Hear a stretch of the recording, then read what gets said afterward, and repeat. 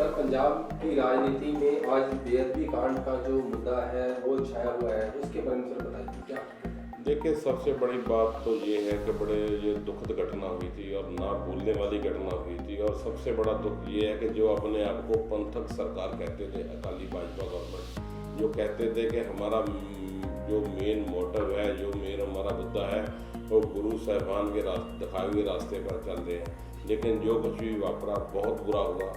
ऐसा ना तो पंजाब के इतिहास में पहले हुआ है और ना ही कभी किसी ने सुना था। और सबसे बड़ी बात ये है, ये तो मुद्दा हुआ, उसके बाद गुरु ग्रंथ साहब के जो पन्ने थे वो बखेरे गए, जो कुछ नहीं गलत होना चाहिए था वो किया गया।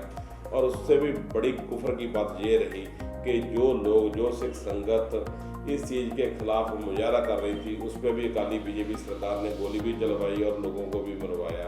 तो ये सिर्फ और सिर्फ राजनीति के लिए, मतलब राजनीति का हम कह सकते हैं कि स्तर इतना गिर गया था इंसान धर्म जाति के बाद। अब जो हमारे गुरु वीर पैगंबर जो उनके प्रवचन थे उसको भी खत्म करने के चक्कर में राजनीति का वो स्तर की, मतलब जो कह सकते हैं निम्न से निम्न स्तर वो था। सर, पंजाब पुलिस को इस जांच से खुश होने का क्या मकसद है? सर, सोचने वाली बात है, 2015 को ये कांड हुआ, सीबीआई बैठी। सीबीआई आज मैं ये कह सकता हूँ, मुझे कहने में दिक्कत नहीं होगी, ये सुप्रीम कोर्ट खुद भी एडमिट कर चुकी है कि अगर आपने किसी मैटर को उलझाना या लटकाना या उसको रिजल्ट पे नहीं लेके जाना तो उस मैटर को सीबीआई को दे दीजिए। सुप्रीम कोर्ट खुद कह चुकी है कि सीबीआई हमेशा केंद्र सरकारों का एक तोता बन के रहा है, उसी की भाषा बोलता है, उसी के चीज़ करता है। तो ये एक चीज़ है कि वो पिछले 5-6 साल से इस चीज़ को लटकाया जा रहा था। और दूसरी बात है, अगर पंजाब सरकार ने ये की है, सिख से की है, तो उसका कार्रवाई बनती है। लेकिन दिक्कत ये है कि लोग समझते नहीं है, लोगों को इमोशनली ब्लैकमेल किया जा रहा है। और सबसे बड़ी बात है, ये जो बदनुमा दाग है, ये पंथक सरकार जो कहती है अपने आप को कि अकाली दल बादल की, उस पर माथे पे बदनुमा दाग है जो शायद ताउम्र रहेगा। सर, आम आदमी पार्टी का ये आरोप है कि ये जो है दोनों ही पार्टियां आपस में एक दूसरे के साथ मिली हुई हैं और ये जो है इस जांच में भी प्रभावित कर रही है। देखिए, चाहे आम पार्टी है, चाहे खास पार्टी है, चाहे कोई भी पार्टी है, मैं ये कहूँगा कि ये निरोल धार्मिक मुद्दा था जिसको जानबूझकर उलझाया गया। और इस मुद्दे पर जिनके कारण ये प्रॉब्लम खड़ी हुई है उन्होंने भी राजनीतिक फ़ायदा उठाया और दूसरों जिन्होंने हल नहीं करना था उन्होंने भी राजनीतिक फ़ायदा उठाया। जो मेन मुद्दा था वो आज तक ना हल हुआ और हमें कोई आशा भी नहीं है कि आगे आने वाले समय में इस मुद्दे का, जहाँ इसके जो संबंधित दोषी हैं उनको कुछ सज़ा मिल पाएगी, जहाँ सिस्टम, जहाँ जो दलाने वाले हैं वो इसके प्रति ईमानदार हो गए, ऐसा मुझे लग नहीं रहा। सर, जो आपको लगता है कि इसकी जांच निष्पक्ष कब और कैसे? सर, जब भी कोई जांच हमेशा निष्पक्ष होकर मंजिल की तरफ पहुंचती है तब ही कोई ना कोई प्रॉब्लम क्रिएट की जाती है। सोचने वाली बात यह है कि अगर अकाली दल बीजेपी को कोई प्रॉब्लम नहीं है, सेंटर में उनकी सरकार है, सीबीआई उनके अंतर्गत है, तो इसको जांच को होने दीजिए, शोर मचाने की क्या जरूरत है? क्योंकि जांच का घेरा जब धीरे धीरे टाइट होता है, जो संबंधित दोषी होते हैं, जो चीज़ों के लागू होते हैं जिनके कारण ये सारा कुछ हुआ, जब जांच का दायरा उनके इर्द गिर्द कसने लगता है तो उनको प्रॉब्लम आती है। तो अक्सर यही होता है कि जिस आदमी ने सारी उम्र जानवर काटे होते, कसाई होते हैं, जब उसके लिए प्रॉब्लम आती है तो वो कह रहा है जी मेरे साथ धक्का हुआ। ये तो पुरानी रीत है, ये कोई नई बात नहीं है। सर, आपको लगता है कि 2015 से जो जांच शुरू हुई है, आज 5 साल लगभग बीत गए हैं, अभी भी जो है उसकी जांच, और एक और नई चीज़ जो राम रहीम को जो है, डेरा मुखी जो राम रहीम है, उनको भी अब जैसे जो है FIR में नाम दर्ज किया गया 5 साल के बाद, तो आपको लगता है कि ये आने वाले इलेक्शंस की तैयारी हो रही है? सर, बिल्कुल मैं तो ये कह रहा हूँ कि ये जो दुखद घटना वापरी है ये पंजाब के माथे पर बदनुमा दाग है। और सबसे बदनुमा दाग ये है कि उस सरकार के टाइम ये हुआ है जो अपने आप को पंथक सरकार कहलाती है।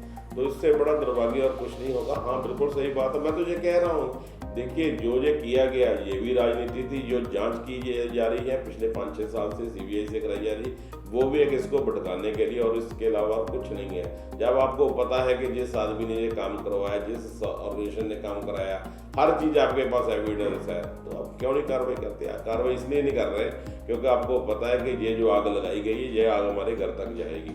तो बेहतर है कि इसको और उलझा दिया जाए। जैसे आज सीबीआई ने पिटीशन फाइल कर दी है कि पंजाब सरकार से सीट से ये जांच वापस कर दी जाए, दूसरा कर दी जाए।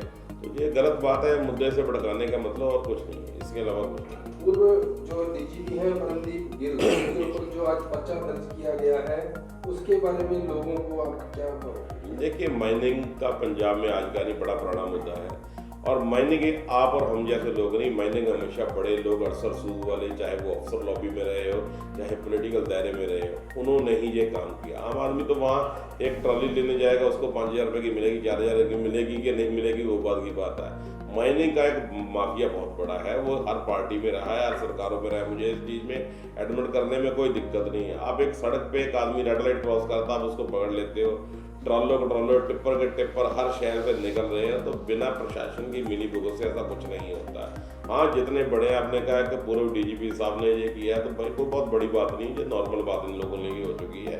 क्योंकि अगर पूर्व डीजीपी आप कह रहे हो कि FIR कटी, इसका मतलब काम हुआ, तो आप हिसाब लगाइए जो पूर्व डीजीपी जो बाद में मेरे ख्याल शायद इलेक्शन भी लड़े हैं अकाली दल की पार्टी टिकट से, तो आप समझ सकते हैं कि अगर ऐसे लोग इसमें इन्वॉल्वमेंट होगी तो एक सिंपल सा SHO या ASI इनके खिलाफ क्या कार्रवाई करेगा।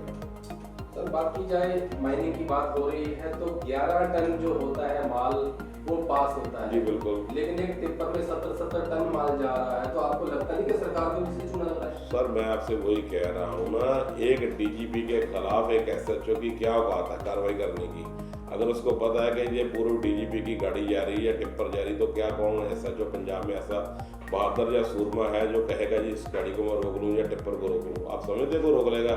जहाँ कोई इलाके का MLA MP से पॉलिटिशियन बड़ा है, तो कौन अफसर करेगा? तो अफसर ये कहेगा कि इनसे मिलके जूते खाने से बजाय अच्छा नहीं इनके साथ मिलकर ही काम किया जाए। तो यही इस देश का दुर्भाग्य है। तो सरकार सर हर बार जो है खजाना खाली होने का जो रोना है वो क्यों रोती है? देखिए, सरकारें जब भी रोना रोती है, खजाना खाली का रोना रोती है, वो सिर्फ आम जनता के लिए रोती है, अपने लिए कभी नहीं रोती है। अपने लिए तो करोड़ों रुपए के मेडिकल बिल पास हो जाते हैं, अपने लिए लग्जरी गाड़ियाँ आ जाती हैं, अपने लिए नई से नई फैसिलिटी आ जाती है, अपने ऑफिस को चमकाने के लिए लाखों करोड़ों रुपए खर्च हो जाते हैं। कोई भी सरकार रही, चाहे केंद्र में रही या राज्य में रही, जब भी उसको दिक्कत खजाने की खाली आई, वो आम आदमी को जब मदद जहाँ को रिलीफ देने की बात है तब दिक्कत आई। अदरवाइज उनके पास खजाने की कभी कोई कमी नहीं। लग्जरी से लग्जरी गाड़ियाँ होती, सिस्टम होते हैं। आज की डेट में आप एक 500 रुपये का फ़ोन चला लेते हो, महीना चला लेते हो, उसमें नेट भी चला लेते सारे। आज भी कई डिपार्टमेंट ऐसे हैं जैसे वो आज भी 10-10, 15-15 हज़ार रुपये फ़ोन के खर्चे ले रहे हैं। तो ये तो खजाना खाली आम आदमी के लिए है, गवर्नमेंट के लिए नहीं। सर, इतिहास गवाह है कि पंजाब जो है एक ऐसा सूबा रहा है जिसमें कि लोगों को चाहे अन्न हो, चाहे किसी भी प्रकार की फाइनेंशियल मदद हो, वो करने में सबसे आगे रहा है। मगर इस समय जो है पंजाब के हालात बद से बदतर हो गए, जो कि सरकारों की वजह से है। आपको लगता नहीं कि सरकार ऐसी आनी चाहिए जो कि लोगों के हक के लिए काम करे और लोगों के लिए ही काम करे? सर, जो वोट की राजनीति है या वोट डाली जाती है, वो इसलिए वोट डाली जाती है कि जो चुनी हुई सरकार हो आम लोगों के लिए काम करे, ना कि इसलिए चुनी जाती कि अपनी ऐश-प्रस्ती के लिए डील किया जाए। मैं ज़्यादा दूर नहीं जाऊंगा, हमारे यहाँ के MP MLA साहब ऐसे हैं जो इलेक्शन के टाइम ऐसी बातें करते हैं कि मान लीजिए आपके पास तारपुर की सड़क रोड्स नहीं बनेगी, सोने और चांदी की रोड्स बनेंगे, उस पर वो निकलेंगे, लेकिन ग्राउंड लेवल पे वोट लेना है। और कई बार आप जाके RTA निकाल के देखिए, कई बार ऐसे रोड्स होते हैं वो डॉक्यूमेंट्स में 10-10 बार बन गए होते हैं, लेकिन कई सालों से उन रोड पे किसी ने पत्थर भी नहीं डाला होता। तो ये इस देश का दुर्भाग्य है, और सबसे बड़ा दुर्भाग्य आम जनता का है, जिसके पास इतना कुछ होने के बावजूद भी अभी तक अवेयरनेस नहीं है। हिंदुस्तान जो है दुनिया का सबसे बड़ी डेमोक्रेटिक कंट्री है जी, लेकिन फिर भी यहाँ पर चाहे वो केंद्र सरकार है चाहे वो राज्य सरकार है, उसमें ट्रांसपेरेंसी नहीं है। उसके लिए क्या करना? सर देखिए, जो संविधान है उसने हमें सब तरह के इख्तियार दे रखे हैं। ऐसा नहीं कि हमारे पास इख्तियार नहीं, हमारे पास सारे इख्तियार हैं।